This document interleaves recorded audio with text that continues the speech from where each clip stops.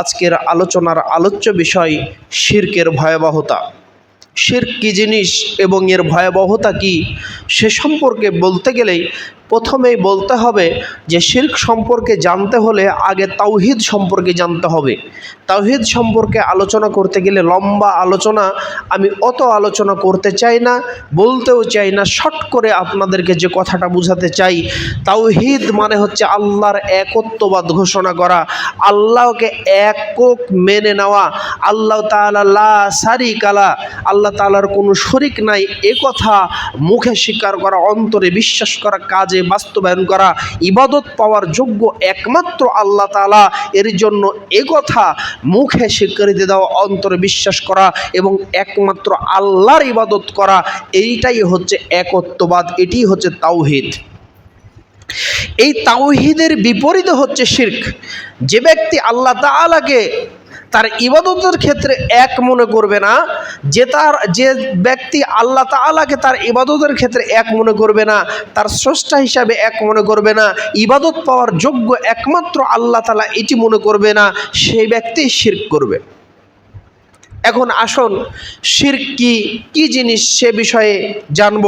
সর্বপ্রথম শিরক সম্পর্কে বলতে গেলে শিরক আর বিদআত এর একটা সংজ্ঞা আপনাদেরকে বোঝাতে হয়, বলতে হয় শিরক আল্লাহর সঙ্গে সম্পর্কিত। শিরক শব্দের অর্থ হচ্ছে অংশীদার স্থাপন করা।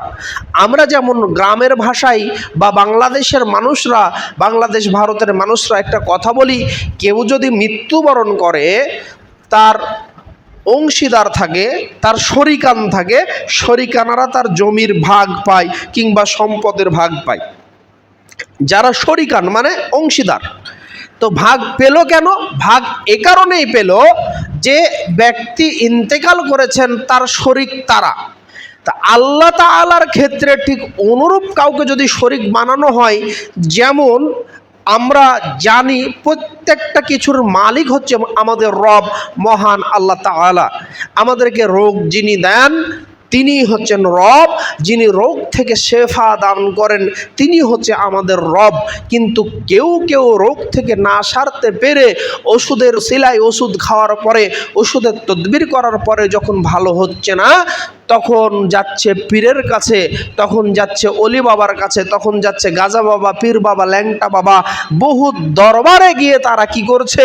মানত করছে এবং বলছে যে এই রোগটা ভালো করো। মানে তার ধারণা যে এই মরা মানুষটা কি করতে পারে, মরা মানুষটা রোগ থেকে মুক্ত দিতে পারে, মরা মানুষটা আমার সন্তান নাই আমাকে সন্তান দিতে পারে।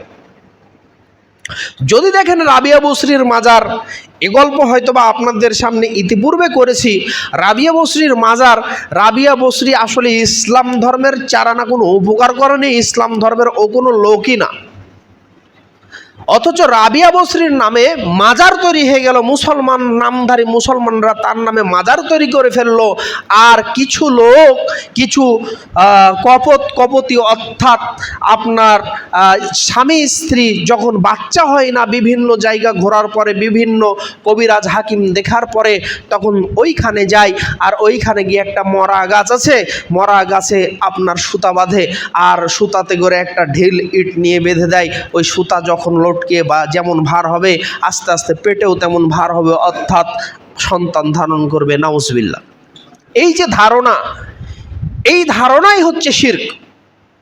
আল্লাহ তাআলা সূরা আনকাবুত 29 নম্বর সূরা 2 নম্বর আয়াত, আল্লাহ তাআলা সেখানে স্পষ্টভাবে একটি কথা বললেন, সেটি হচ্ছে যে মানুষ যদি মনে করে যে আমরা ঈমান এনেছি, মানুষ যদি মনে করে আমরা ঈমান এনেছি, তাহলে কি তাদেরকে ছেড়ে দেওয়া হবে, পরীক্ষা করা হবে না? তারা কি এমন মনে করে?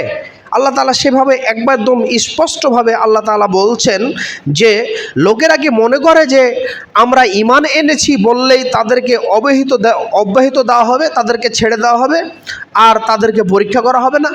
লোকজন যদি বলে আমরা ঈমান এনেছি, তাহলেই কি তাদেরকে ছেড়ে দেওয়া হবে, তাদেরকে পরীক্ষা করা হবে না? আল্লাহ তাআলা বলছেন আল্লাহ তাআলা পরীক্ষা করবেন, এটাই চূড়ান্ত। কেন পরীক্ষা করবেন? কারণ আল্লাহ তাআলা বলেই দিয়েছেন যে আমি মানুষকে সৃষ্টি করেছি, ওয়া মা খালাকতুল জিন্না ওয়াল ইনসা ইল্লা লিয়াবুদুন। 51 নম্বর সূরা 56 আয়াত সূরা জারিয়াত আল্লাহ তাআলা স্পষ্টভাবে বলছেন, আমি পৃথিবীতে মানুষকে সৃষ্টি করেছি আমার ইবাদতের জন্য। শুধু আল্লাহ তাআলা এখানেই শেষ করেননি, আল্লাহ তাআলা সূরা 3-4 নম্বর আয়াত আল্লাহ তাআলা বলছেন, লাকাদ খালাকনাল ইনসানা ফি আহসানিল তাকওয়িম, আমি মানুষকে সৃষ্টি করেছি সুন্দর আকৃতি দিয়ে, সুঠাম দেহ দিয়ে। এখানেই আল্লাহ তাআলা শেষ করেননি, আল্লাহ তাআলা সূরা মুলক 67 নম্বর সূরা 2 নম্বর আয়াতে আল্লাহ তাআলা স্পষ্টভাবে বললেন যে আল্লাযী খলাকাল মাউতা ওয়াল হায়াতা লিয়াবলুয়াকুম আইয়ুকুম আহসান আমালান, আমি মানুষের মউতকে আর হায়াতকে সৃষ্টি করেছি এটি দেখার জন্য যে তারা কত ভালো আমল করে।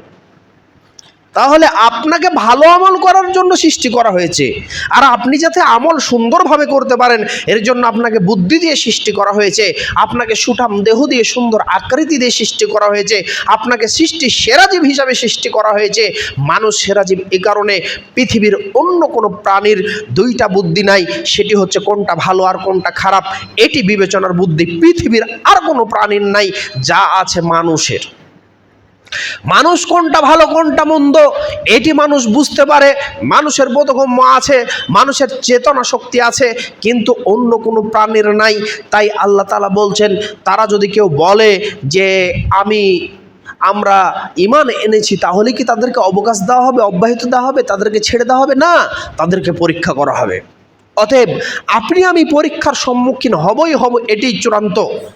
পরীক্ষার সম্মুখীন যখন হবেন তখন আল্লাহ তাআলা আপনাকে, আমাকে, আমার আমল যা আছে, যা করা হয়েছে, এক বিন্দু ছাড় দিবেন না, সব কিছু রোজ কিয়ামতের দিন দেখায় দিবেন।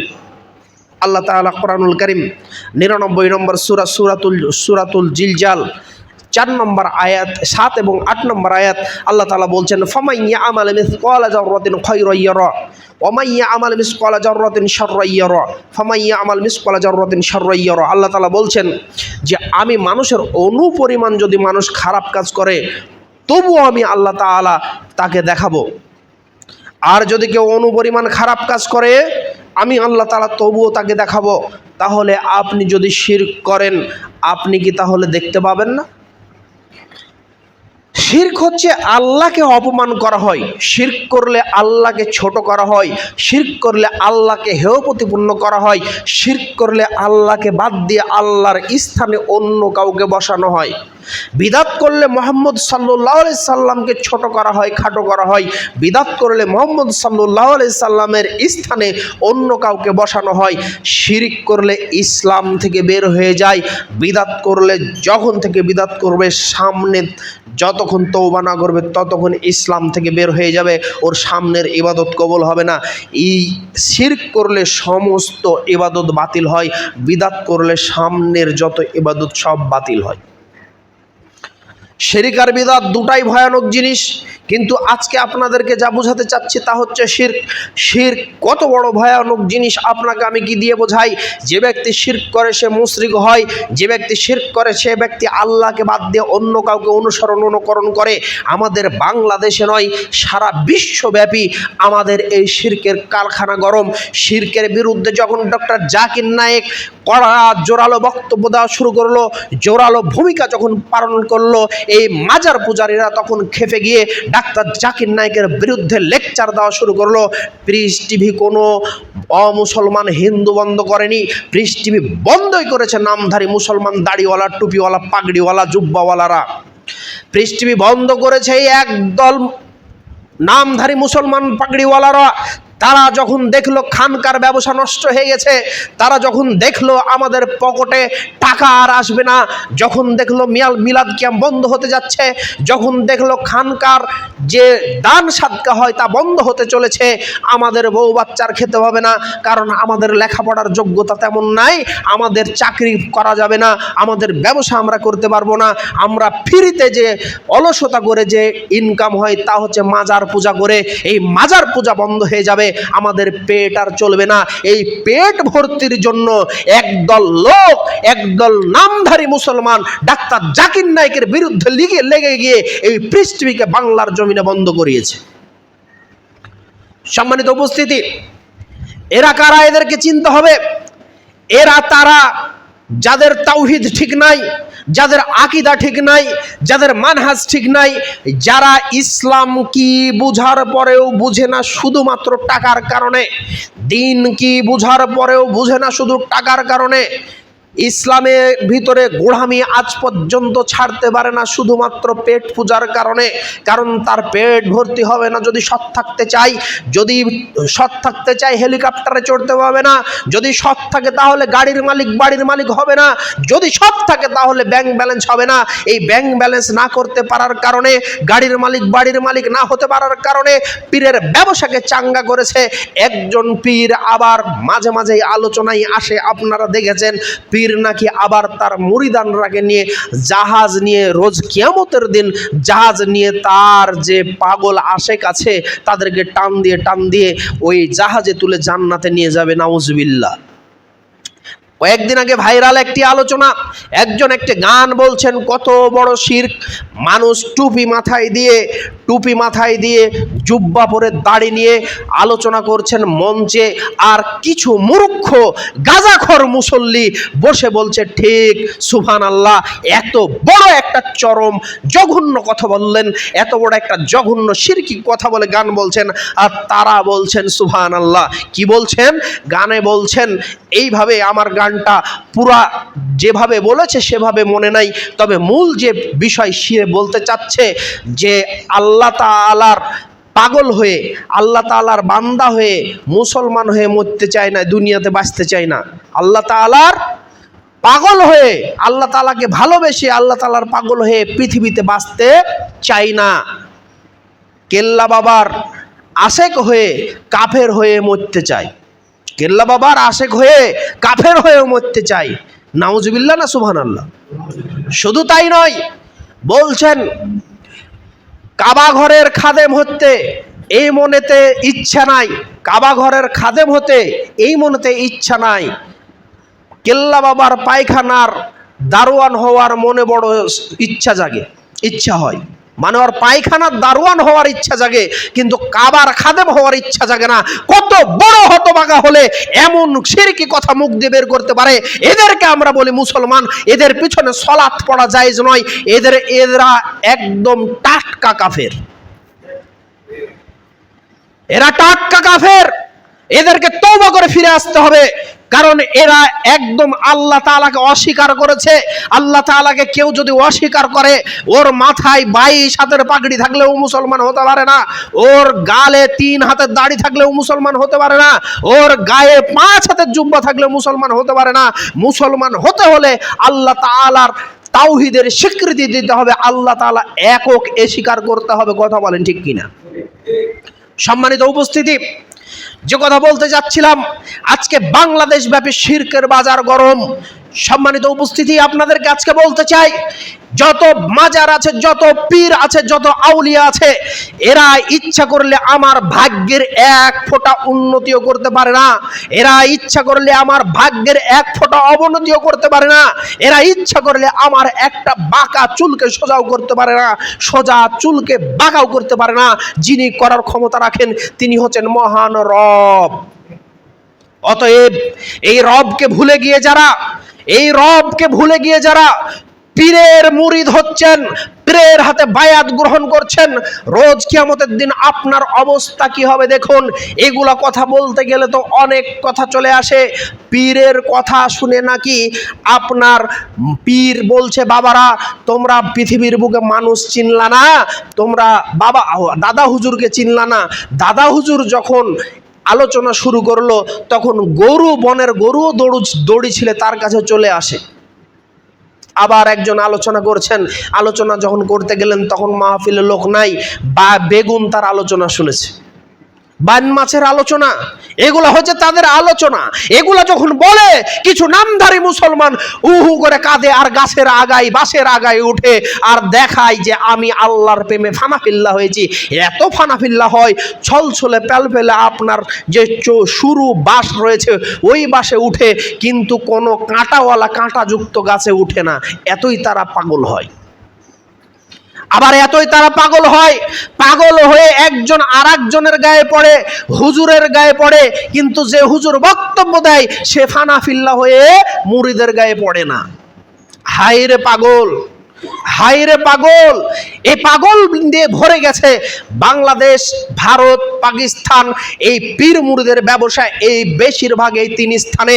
সম্মানিত উপস্থিতি, যে কথা বলতে চাই, এই শিরক যেভাবে চালু হয়েছে বাংলাদেশ ব্যাপী সারা বিশ্বে, এই শিরকের পতন আপনাকে আমাকে ঘটাতে হবে। আপনাকে লক্ষ্য করা বিষয়, যদি মাজার করা উচিত হতো, যদি পৃথিবীর বুকে মাজার হতো, শ্রেষ্ঠ মাজার মোহাম্মদ সাল্লাল্লাহু আলাইহি সাল্লামের রওজা শরীফ। কথা বলেন ঠিক কিনা? যদি মাজার করা ঠিক হতো তাহলে ওমরে ফারুক রাদিয়াল্লাহু তাআলা আনহুর রওজা শরীফ যে কবর রয়েছে, এই কবর হতো শ্রেষ্ঠ মাজার শরীফ। কথা বলেন ঠিক কিনা? যদি মাজার শরীফ করা ঠিক হতো, মাজার করা ঠিক হতো, কারো মাজারে যাওয়া যদি ঠিক হতো, আলী রাদিয়াল্লাহু তাআলা আনহুর মাজার হতো, কবর হতো শ্রেষ্ঠ মাজার। যদি মাজার করা ঠিক হতো, মাজারে যদি ফুল চড়ানো ঠিক হতো, তাহলে মাজার শ্রেষ্ঠ মাজার হতো আলী রাদিয়াল্লাহু তাআলা আনহু, উসমান রাদিয়াল্লাহু তাআলা আনহুর মাজার। কথা বলেন ঠিক কিনা? অতএব মাজার যদি চালু থাকতো তাহলে তাদের মাজার আগে হতো। তাদের মাজার নাই, তোমার বড় পীরের কিসের মাজার? সম্মানিত উপস্থিতি, এগুলো আপনাকে আমাকে বুঝতে হবে। আপনাকে আমাকে কিছু লোক নামধারী টুপিওয়ালা দাড়িওয়ালা মিষ্টি মিষ্টি কথা বলে, জিলাপির রসের মতো রস ঢেলে কথা বলে, দুধের সঙ্গে বিষ মিশ্রিত করে খাইয়ে আমাদের ঈমানকে, আকীদাকে নষ্ট করে আমাদেরকে শিরকের মধ্যে লিপ্ত করছেন। অথচ তাওহীদ কি জিনিস আপনাকে আমি কি দিয়ে বুঝাই? রাসূল সাল্লাল্লাহু আলাইহি সাল্লাম বলছেন, আল্লাহর ওপরে বান্দার একটি হক রয়েছে। হক কি? বান্দা একমাত্র তার ইবাদত করবে। আর আল্লাহর ওপরে বান্দার একটা হক রয়েছে। আল্লাহর হক বান্দার ওপরে কি? বান্দাকে শাস্তি দিবেন না। আমরা ওই বান্দা হতে পারিনি, আল্লাহর একমাত্র ইবাদত করতে পারিনি, বিধায় আমাদের ওপরে শাস্তি নেমে আসছে।